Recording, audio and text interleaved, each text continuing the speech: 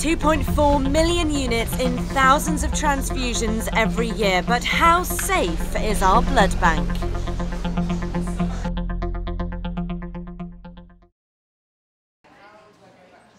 I'm Kirsty. I'm giving blood for the first time, but I want to know how safe my blood is. And I'm Fiona. I want to know why my blood is so dangerous I can't donate. I'm one of 1.3 million donors in England and North Wales who give blood every year.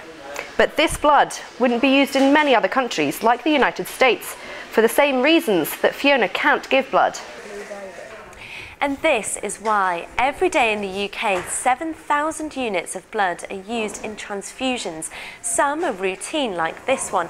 Others happen after an accident or an operation, like I had when I was a baby. But once someone receives blood in the UK, they can no longer donate. That's because of the increased risk of vCJD. Variant Creutzfeldt-Jakob disease is the human form of BSE, or mad cow disease. It causes the brain to waste away. BSE spread when meat and bones were used as protein supplements for cattle. Their infected brain and spinal cords got into the UK food chain. This process has now been banned, but many people could be silently carrying vCJD because it can be incubated for up to 50 years. Derek Kenny was the first person known to have contracted vCJD from a blood transfusion. He was changing, but it was changing slowly. And then things started to speed up. I just watched this man deteriorate before my eyes, always with this frightened look in his eyes. He who had such happy, smiling blue eyes always had this great fear. And he was just failing, really. But nobody knew why. Nobody knew why. And when did you know that Derek had vCJD? The powers that be had known that Derek had received contaminated blood up to 3 years before he actually died from it. Had we known that he was dying of variant CJD, we could have dealt with his illness differently. So I was very, very angry at the fact that they had withheld that information from us, from him, from us, and even from his GP. Nobody knew.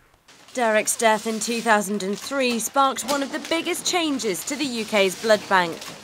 Via a process called leukodepletion, we take out the majority of the white cells which are known to carry infection. For anybody that's received a blood transfusion themselves since 1980, we exclude them as being a blood donor themselves. Another one of the precautionary measures we have in place is regarding plasma. So fresh frozen plasma, which is used for children under the age of 16, we import that over from the USA. But not everyone thinks these measures are enough. Christine Lord believes her son's vCJD was caused by a contaminated vaccine, which are made from blood products, and that his death could have been prevented. I know of many of the victims of variant CJD, and many of them were blood donors. So there are recipients out there that have received blood from somebody that has died of variant CJD, and some of those don't even know. So they're literally walking around not knowing that they could actually develop the disease at any time. If Christine's right, the government ignored tests produced in the last 7 years that could have made our blood safer. There's a lot of people out there within the establishment that have got a lot to lose when the truth comes out, and a blood screening test for variant CJD would shine the light on that truth. At the moment, you need an autopsy after death to know if you've definitely got vCJD.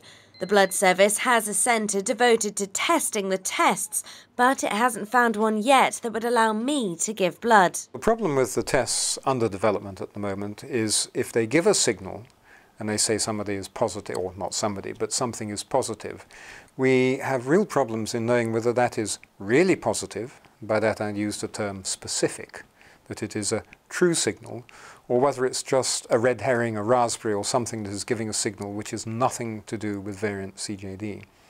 And this is what is so different from the tests, for example, for HIV.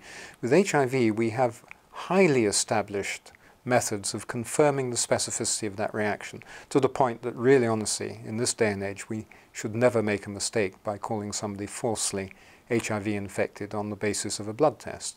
That doesn't exist. That option does simply not exist for variant CJD at the moment. Now, there is one big assumption in there, which is that people who are infected with variant CJD or affected by variant CJD actually will have markers in their peripheral blood. And that is an assumption which we hope is correct, but it is merely an assumption at the moment. So right now, it's not looking like I'll ever be able to give blood. The only other option is filtering, and that's expensive. I would like to see, regardless of the cost, all blood being filtered. But is excluding people like Fiona enough? Whether you're a vegetarian, whatever, you've been exposed to BSE products. So that gives the potential of millions of us giving blood, possibly with the ability to pass it on to somebody else. And I believe the Department of Health don't want to open that can of worms, A, because they don't want to know exactly how many people may be carrying the disease, but also it wouldn't take much scientific research if you screened people in Portsmouth that gave blood and say 30 of them were silently carrying the disease. You've only got to then trace back their lifestyles, and then you actually trace back to the exact source of the infection. But there is another option. If BSE was successfully eradicated by 1996, children under 15 have never been exposed to dietary vCJD. In 2 years, this risk-free group will become eligible to donate. Where would you best use variant CJD risk-free blood? Who are you going to give it to? So it's young people, people who have a long life expectancy, whose lives you might blight by, in theory, transmitting variant CJD by blood. So you're going to have a whole series of steps to introduce this, but it is perfectly workable, although you are going to be trading, again, on youngsters who may be a little bit more fly in their behaviour, a little bit more risky. So it's not entirely easy to see. In theory, yes, you can select the young donors. They may indeed have no variant CJD risk, but you're going to have to ask them some fairly pointed questions about their young lives, and that'll be interesting. Until we have the technology to detect and remove vCJD from blood, it makes sense that I can't donate. But if I'm a silent carrier, my blood could be just as dangerous.